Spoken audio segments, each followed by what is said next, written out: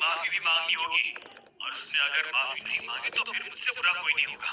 इन बूढ़ी हड्डियों में अभी भी इतनी जान है कि अभिनव जैसे 2-4 जवान लड़कों से अकेले निपट सकता हूँ। ये कहते हुए हंसराज ने अपनी सूखी हुई बाजू को थपथपाया। हंसराज की हरकत को देखकर अनन्या को हंसी आ गई। अब फाइनली उसके सीने से एक बहुत बड़ा बोझ उतर चुका था। घर में को बड़ी पता नहीं क्या मुश्किल से होता काफी दिनों रात बाद मान नहीं सुबह रही माहौल हुआ था। नौकरों के हाँ होने के हाँ जाता बावजूद हूँ शर्मिला ने खुद जाकर किचन में अनन्या का नहाइंदो का फेवरेट खाना तैयार किया। उसके बाद अच्छे माहौल में सभी लोगों ने साथ में डिनर किया। डिनर के बाद विक्रम, राजीव और हंसराज स्टडी रूम में चले गए। राजीव बड़ी इज्जत के साथ बोला, thank you Hansraj ji, thank you very much. अगर आप नहीं होते तो पता नहीं अनन्या का क्या होता। मुझे तो डर था कहीं शर्मिला की भी तबीयत खराब ना हो जाए।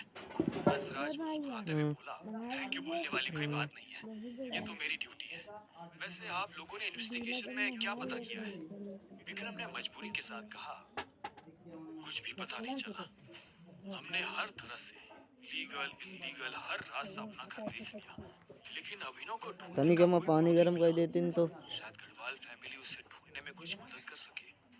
हंसराज ने धीमे से कहा, जब तक बहुत जरूरी ना हो तब तक मैं गढ़वाल फैमिली को कांटेक्ट नहीं करना चाहता। वैसे अभिनव के खुद के भी यहाँ पर बहुत अच्छे कॉन्टेक्ट्स हैं। क्या आपने अकरम और मोंटी को कांटेक्ट किया था? विक्रम ने कहा, हाँ तो मोजा का पहन उससे के भी ना जाएगा कांटेक्ट जम करके देख अपना लिया हंसराज जी। हालांकि मुझे उम्मीद नहीं थी कि वो लोग इस एरिया में इतने पावरफुल होंगे। उन्होंने तो पूरा शहर छान मारा।